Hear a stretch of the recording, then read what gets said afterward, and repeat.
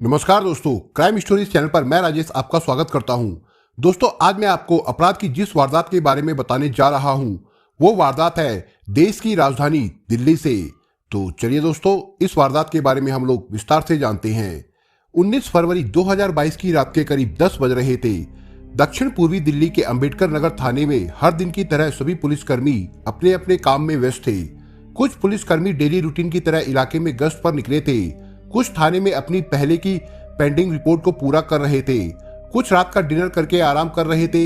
लेकिन उसी समय थाने में फोन की घंटी बजी। वेलकम डेस्क पर बैठी महिला पुलिसकर्मी ने फोन रिसीव करते हुए कहा, हेलो अंबेडकर नगर थाना, बताइए।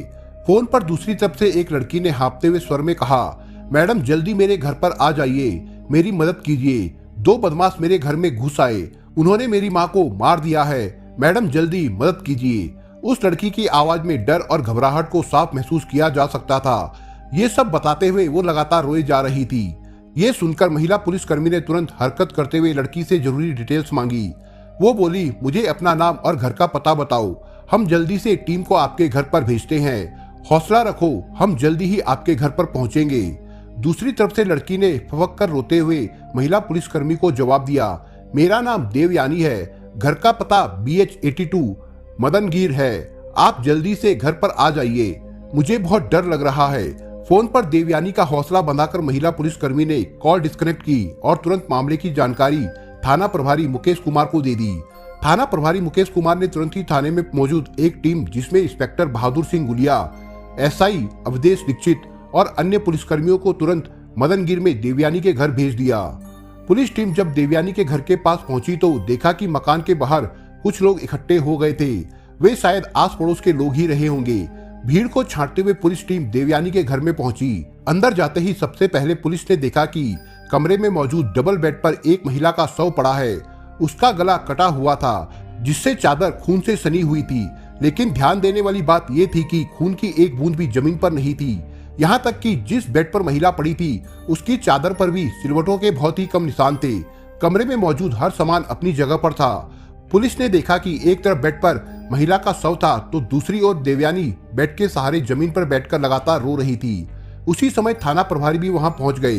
पुलिस को कमरे में आते देख देवयानी रोते हुए अपनी जगह से खड़ी हुई और पुलिस के सामने जाकर बोली, सर 2 बदमाश चोरी करने के लिए आए और देखिए उन्होंने मेरी माँ के साथ क्या किया, उन्होंने मेरी माँ को क्यों मारा, मेरी माँ का भला क्या कसूर था।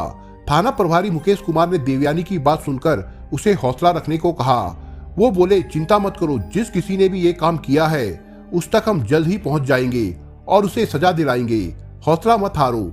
ये कहते हुए थाना प्रभारी ने अपने साथ मौजूद महिला पुलिसकर्मी को देवयानी को संभालने का इशारा किया और देवयानी का बयान दर्ज करने को कहा।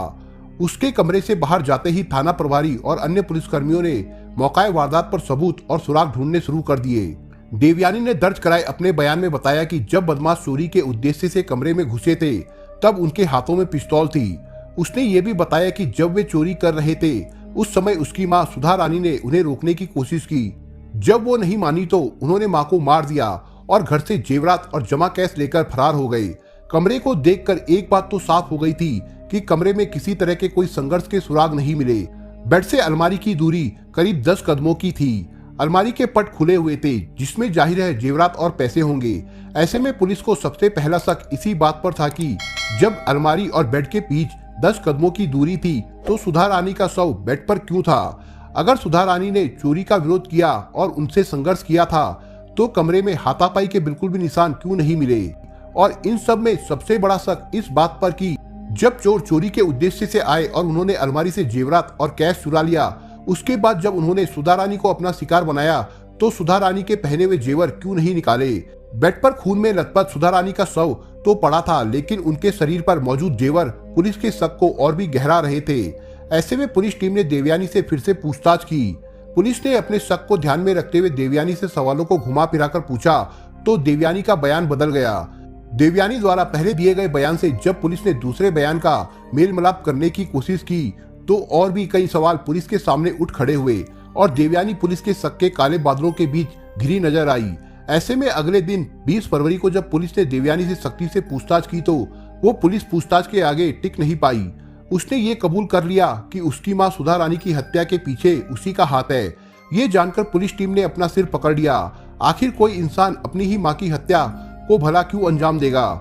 ये मामला इसलिए भी संगीन हो चला था क्योंकि सुधा रानी इलाके में सबसे रसूखदार और सम्मानित महिला थी।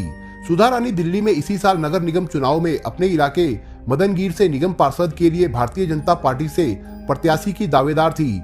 सुधा रानी का पॉलिटिक्स से रिश्ता बहुत पुराना था। उन्होंने साल 2007 में दिल्ली में इसी इलाके से नगर निगम चुनाव के लिए निगम पार्षद के रूप में भाजपा से टिकट हासिल कर चुनाव लड़ा था। हालांकि 2007 के चुनाव में उन्हें कांग्रेस की प्रत्याशी बीना ठाकुरिया के हाथों हार मिली थी, लेकिन उनकी अपने क्षेत्र में लोगों के बीच काफी गहरी पेट थी।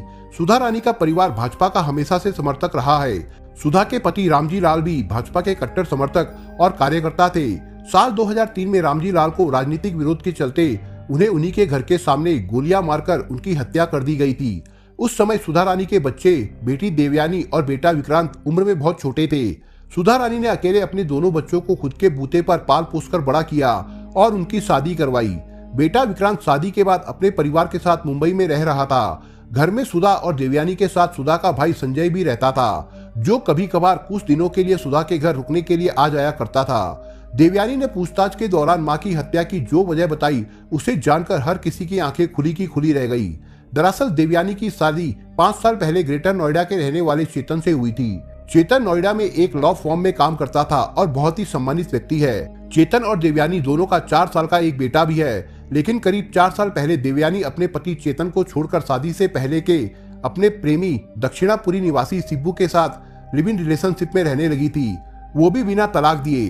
देवयानी और शिब्बू दोनों एक दूसरे से बहुत प्यार करते थे। इसी वजह से देवयानी अपने पति को छोड़ शिब्बू के साथ रहने लगी थी। देवयानी की शादी उसकी मर्जी के खिलाफ हुई थी, लेकिन उस समय परिवार की स्थिति को देखते हुए उसे इस शादी का विरोध करना उचित नहीं लगा। चेतन को छोड़ आने की वजह से सुधा देवयानी से बहुत नाराज थी। सुधा उसे पति के पास लौट जाने के लिए समझाया करती, लेकिन सुधा की हर बात देवयानी एक कान से सुनकर दूसरे कान से निकाल देती। चेतन को छोड़ कुछ समय तक देवयानी अपने प्रेमी शिब्बू के साथ रही तो सुधा रानी से देखा नहीं गया। रसूखदार होने की वजह से सुधा रानी की घर गृहस्थी की बातें आस पड़ोस में फैलने में देर नहीं लगी। लोगों की नजरों में सुधा के लिए इज्जत देवयानी की वजह से घटने लगी थी। गली मोहल्ले में हर कोई जो भी सुधा को जानता, वो उसकी बेटी के किस्सों को भी जान गया था। सुधा रानी मोहल्ले में अपनी साख खोने लगी थी। उसे लगने लगा था कि जैसे उसकी बेटी की वजह से उसकी इज्जत मिट्टी में मिलती जा रही है। ऐसे में सुधा ने देवयानी और उसके 4 साल के बच्चे को अपने घर पर बुला लिया। उसे लगा कि अगर उसकी बेटी इस तरह से बाहर रहेगी तो उसकी नाक इसी तरह से कटती रहेगी। देवयानी को भी अपनी माँ के पास रहने में कोई समस्या नहीं लगी। वक्त बीतता गया और देवयानी व शिब्बू के रिश्तों में गहराइयां बढ़ती गई। देवयानी मदनगीर में अपनी माँ के घर पर कम रुकती और शिब्बू के घर पर ज्यादा। यहाँ तक कि उसका 4 साल का बेटा भी ज्यादातर शिब्बू के साथ ही रहता था। शिब्बू के दोस्तों से भी देवयानी की दोस्ती हो गई, लेकिन इस कहानी में मोड़ तब आया जब शिब्बू का एक दोस्त कार्तिक चौहान की दोस्ती देवयानी से बहुत ज्यादा बढ़ गई। शिब्बू काम पर जाता तो अक्सर कार्तिक देवयानी से मिलने शिब्बू के घर आता जाता रहता।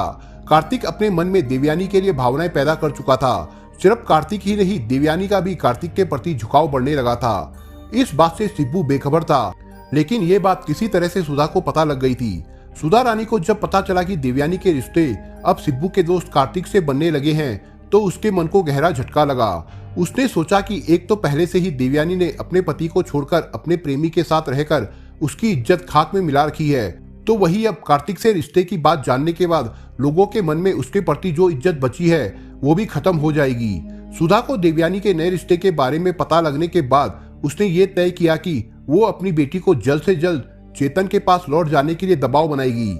सुधा को सिर्फ अपनी इज्जत की ही नहीं पड़ी थी, बल्कि वो अपनी बेटी के भविष्य को सुरक्षित हाथों में सौंपना चाहती थी, क्योंकि शिब्बू और उसके सभी दोस्त अंबेडकर नगर इलाके में बदमाशी, चोरी चकारी, लूटपाट जैसे कामों में संलिप्त थे। ये सोचते हुए सुधा ने पहले कुछ समय तक देवयानी को लगभग हर दिन ताने मारने शुरू किए। जब उसे ये महसूस हुआ कि उसकी बेटी उसकी बातों को अनसुना कर रही है, तो उसने दबाव बनाने के लिए उसे अपनी संपत्ति से बेदखल कर देने की धमकी दी। संपत्ति से बेदखली की बात से देवयानी के मन में मां के प्रति गुस्सा पैदा हो गया। सिर्फ यही नहीं, सुधा ने देवयानी के खर्चों पर भी रोक लगा दी। सुधा ने उसे पैसे देने बंद कर दिए। कुछ समय तक देवयानी ने अपने खर्चों के लिए शिब्बू से पैसे मांगे, लेकिन इससे उसको दिक्कत महसूस होने लगी। देवयानी अपनी मां के तानों से परेशान हो गई थी, जिसके ऊपर संपत्ति से बेदखल करने की धमकी उसकी दुखती नब्ज पर हाथ रखने जैसा हो गई। देवयानी अपना जीवन अपने तरीके से जीना चाहती थी और इसमें उसे किसी की दखलंदाजी बर्दाश्त नहीं थी। देवयानी के मन में शिब्बू के लिए लगाव समय के साथ साथ कम होता जा रहा था और कार्तिक के लिए बढ़ता जा रहा था। ऐसे में इन सबसे परेशान होकर छुटकारा पाने के लिए देवयानी ने अपनी मां की हत्या का प्लान बनाया। देवयानी ने अपनी मुसीबतों की जड़ यानी अपनी मां को अपने रास्ते से हटाने के लिए शिब्बू का नहीं बल्कि कार्तिक का इस्तेमाल किया। उसने अपने इस प्लान की शिब्बू को भनक तक नहीं लगने दी, क्योंकि वो अब शिब्बू के साथ नहीं बल्कि कार्तिक के साथ अपना जीवन बिताना चाहती थी। इसलिए उसने इस हत्या को अंजाम देने के लिए कार्तिक को तैयार कर लिया था। 15 फरवरी 2022 के दिन जब कार्तिक देवयानी से मिलने के लिए आया तो देवयानी ने उससे कहा, कार्तिक देखो, मैंने हमारे लिए कुछ प्लान किया है। मैं चाहती हूँ कि इस प्लान में तुम मेरा साथ दो। मैंने शिब्बू को इस बारे में कानो कान खबर तक नहीं होने दी है, क्योंकि कार्तिक देवयानी को पसंद करने लगा था। इसलिए उसने उसके प्लान को सुनने से पहले ही उसे हामी भर दी।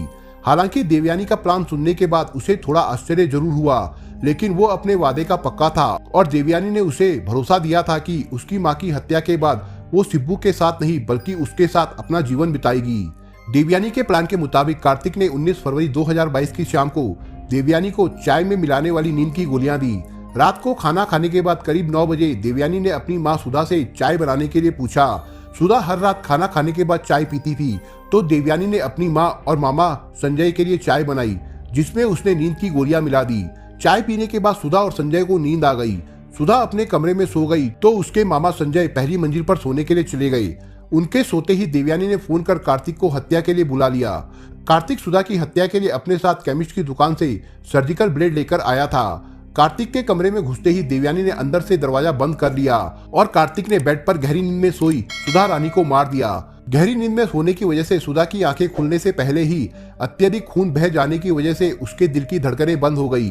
ज्यादा वक्त न बर्बाद करते हुए देवयानी ने अलमारी से जेवरात और कैश निकालकर कार्तिक के हाथों में थमा दिया, जिसे लेकर वो तुरंत फरार हो गया। इसके बाद मामले को लूटपाट में हुई हत्या दर्शाने के लिए देवयानी ने खुद ही पुलिस को फोन कर ये सब कहानी बनाई, लेकिन वो अंत में खुद ही पकड़ी गई। पुलिस के सामने अपना जुर्म कबूल करने के बाद देवयानी की निशानदेही पर पुलिस की टीम ने हत्या में इस्तेमाल हुई सर्जिकल ब्लेड को घर के बाहर गली से बरामद कर लिया। यही नहीं, मात्र 24 घंटों के भीतर ही पुलिस ने मामले में दूसरे आरोपी कार्तिक चौहान को भी गिरफ्तार कर लिया। हत्या आरोपी कार्तिक चौहान और देवयानी को गिरफ्तार करने के बाद पुलिस ने उन्हें कोर्ट में पेश कर जेल भेज दिया। दोस्तों, आप अगर चैनल पर नए हो तो आप चैनल को सब्सक्राइब करने के साथ कमेंट बॉक्स में इस कहानी के बारे में अपने विचार जरूर लिखिएगा। मिलता हूं एक नई कहानी के साथ, तब तक के लिए अपना ख्याल रखिएगा। धन्यवाद।